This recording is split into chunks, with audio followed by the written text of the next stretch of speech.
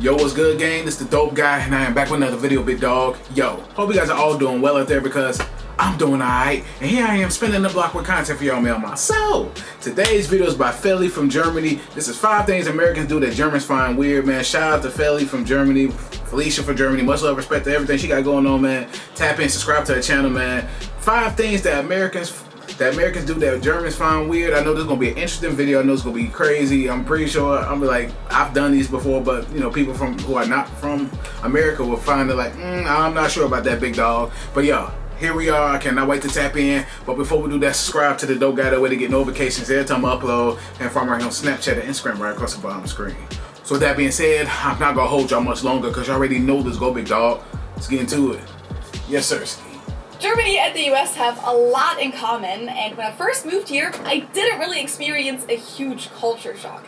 But there were definitely things that, as a German, I found really weird.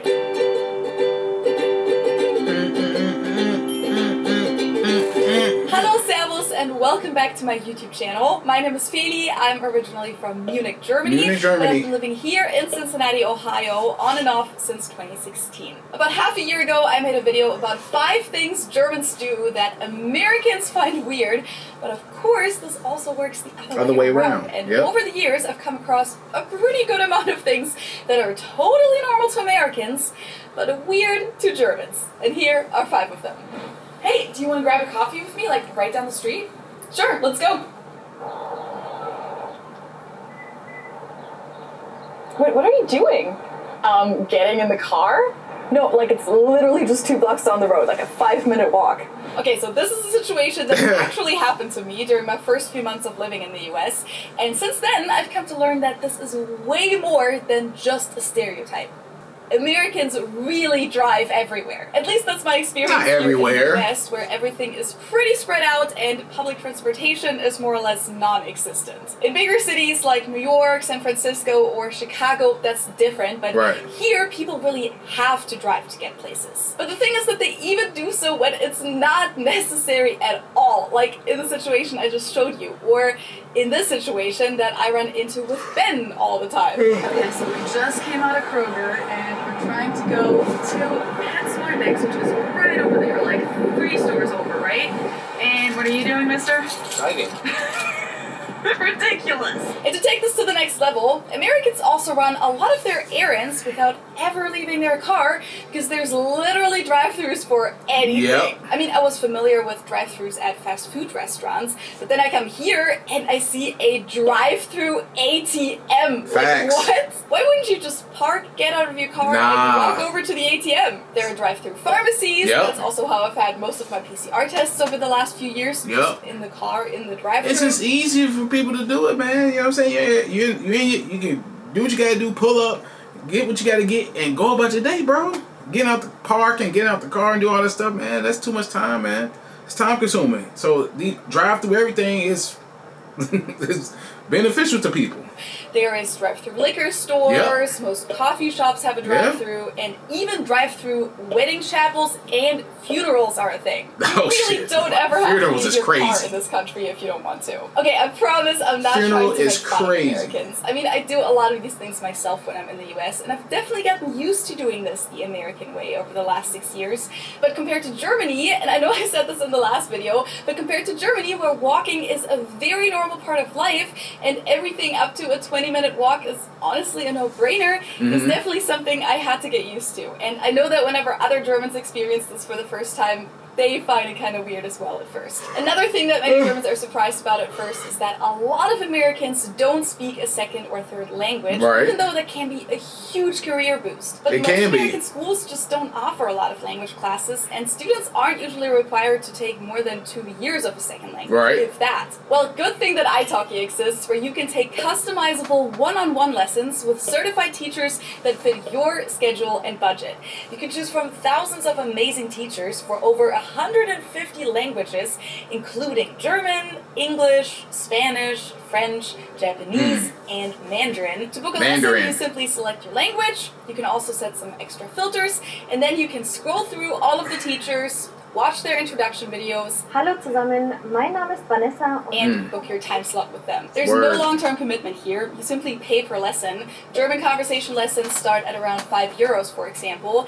And speaking a second language isn't only fun, but it can also increase your salary by 10 to 15%. Plus, it can help you stand out in job interviews, and it might unlock your dream job in another country. That's why italki offers dedicated business lessons for job interviews, meetings, and presentations. We all should be doing that for real, teachers that are industry experts. By the way, 19 hours on italki equals 1 whole college semester of language lessons. Just sign up to italki with my link in the info box below and boost your career. And with my code FABY5, you'll even get a €5 discount when purchasing a €10 lesson, so 50% off.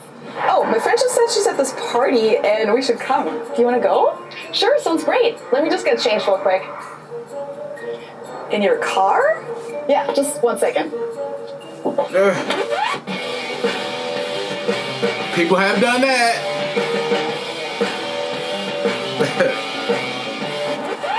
Wait, you had all of this in your car already? Yeah, you know, just in case.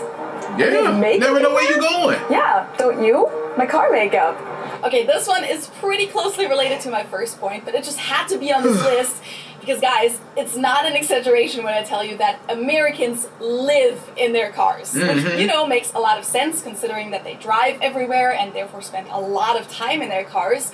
But what I was used to from Germany was cars looking somewhat like this most of the time. Maybe there'll be like a couple shopping bags or a blanket or a dog leash or something in the car, but that's about it for most people. While in the US, I've almost never met someone who didn't have half of their closet and half of their belongings in their car. Hey. You need a screwdriver? They'll have one in their car. You need a folding table for an event? They'll have one. Trunk. And when I say they live in their cars, this also includes that some Americans will literally bring their coffee mugs and cereal bowls into their car and eat and drink while driving. And I'm not just talking about two cups with a lid. That's standard in the US anyways. And I think the ability to eat a burger and fries while driving on the interstate is ingrained into every American's DNA. But Ben, for example, literally brings regular cups and mugs with Coke or coffee into the car, which makes me so nervous every time. And one time when I got into my friend's car and it smelled kind of weird, she just said, "Oh yeah, I accidentally spilled my cereal in here this morning, and I think the milk is starting to smell." She's also someone who will eat noodles with chopsticks while driving.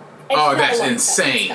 Disclaimer, of course, there are also Americans who have a very tidy, empty car and who never eat in their car, but it is something that I have seen a lot here, and it was definitely kind of weird to me. That's insane.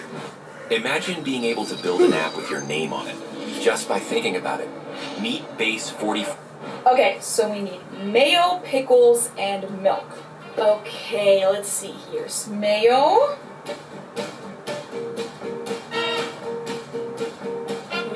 Pickles. Let's see how this goes. And here's the milk. What do you want? Whole milk, 1% or 2%?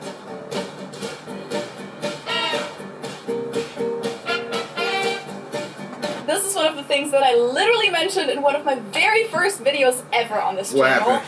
Everything is bigger in this country. Oh, yeah. The streets, the cars, the houses, the stores, the drinks, and even groceries. Yep. And if you keep in mind that this is the size of a milk carton in German stores, this 1 liter. It's not frozen. It's not in the freezer either. A full gallon, which is close to 4 liters, seems a little excessive to us. But of course, a lot of this goes back to the size of this country and how spread out things are. And when people have to drive half an hour or longer to the next grocery store, it makes sense that they prefer buying things in bulk so they don't have to go to the store as often. But being from Germany, where it's normal to go to the store more frequently to buy fresh food, I'm still a little confused why someone would need a huge jar of pickles or is a giant jar of peanut butter. Oh, I love peanut butter, but pickles is trash. I don't care who is offended. I don't like pickles, bro. Or a full tub of mayo. And definitely why need the these mayo. American onions are so damn big. Thank you guys so much for coming over. I haven't made this dish in so long, especially not for 6 people. Just grab a plate and help yourself. Thank you. How long did this take you? Oh, like all day. And you want us to eat it from paper plates with plastic utensils? Yeah, I mean, I just don't want to do the dishes. I feel that.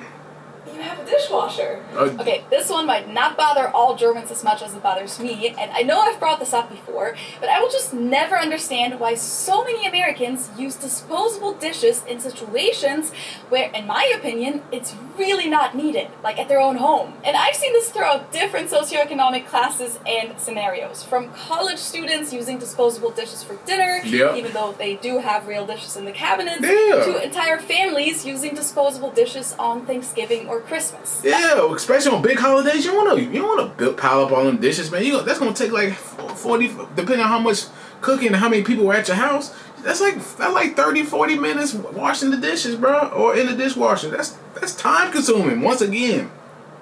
So when you pick a day when you don't feel like being all fancy and get a styrofoam or paper plate and plastic utensils and go about your day.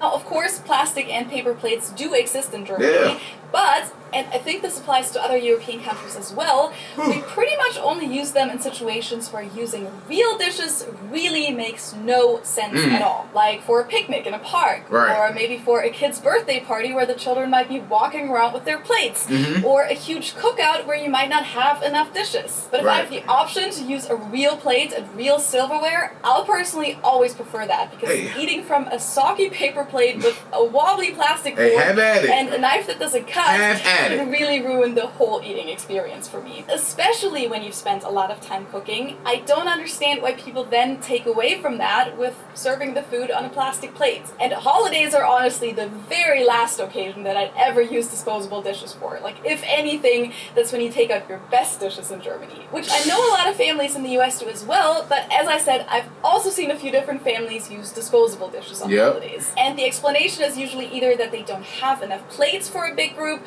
or because they don't want to do the dishes. They don't want to do the dishes. Already having done all of That's clear. Which I generally understand, but most cases when I see this done, it's groups of 10 people or less, or even just one single person on a regular Tuesday night, and I know these households definitely have enough dishes for that. And I've also only ever seen this done in households that had a dishwasher, which is a very standard kitchen appliance in the US, and I personally just don't really see how putting dishes in the dishwasher is that much more work than putting them into the trash can, to be honest. So this is something that I've always found weird, and I know that other Germans and other Europeans do as well. Will I still like you if you serve Christmas dinner on a paper plate?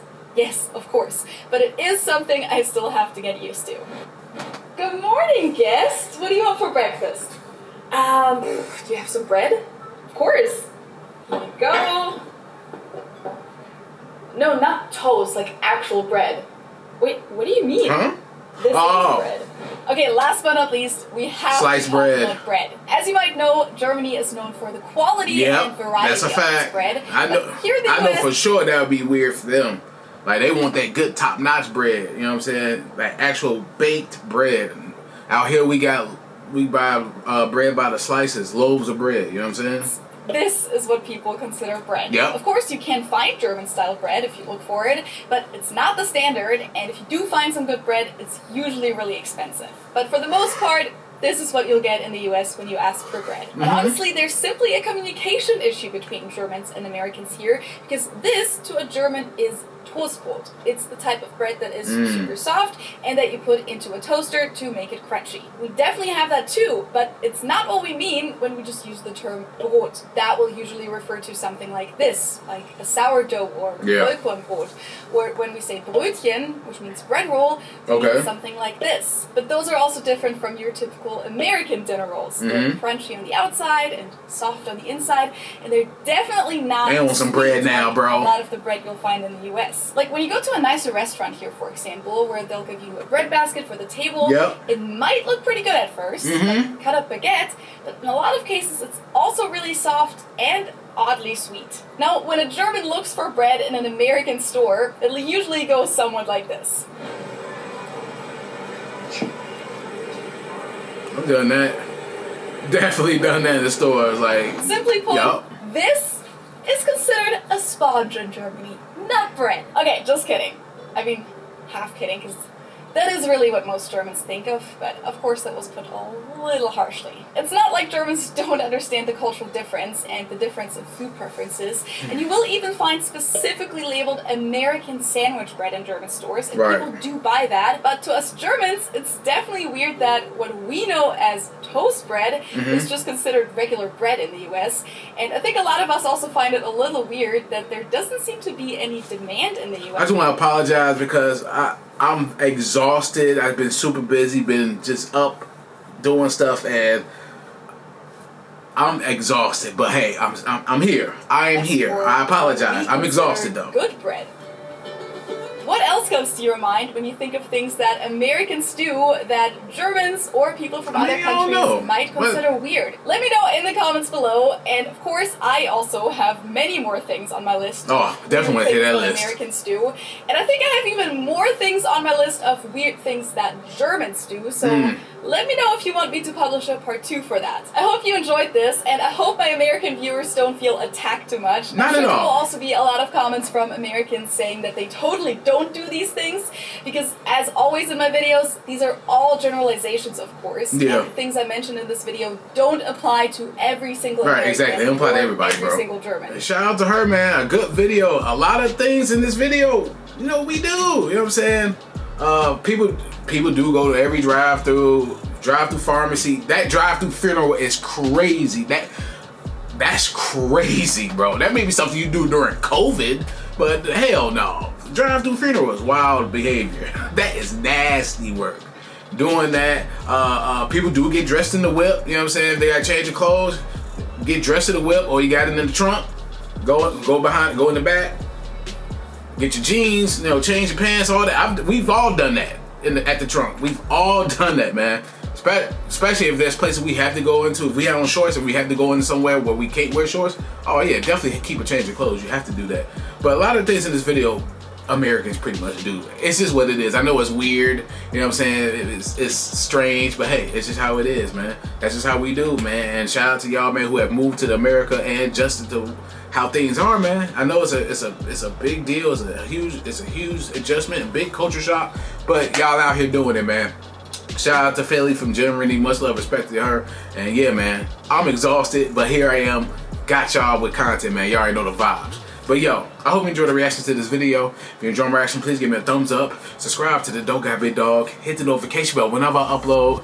Follow me right here on Snapchat and Instagram right across the bottom screen. Any of the videos you may check out, please comment to this video, my other videos. Leave likes and comments on all my videos to help grow the channel, help with the algorithm for sure. Any more videos you may check out, leave a comment in the comment section below. Now I got you. I'm gonna spin the block. But yeah, man, it's the Dope Guy, and I am out. Yes, sir.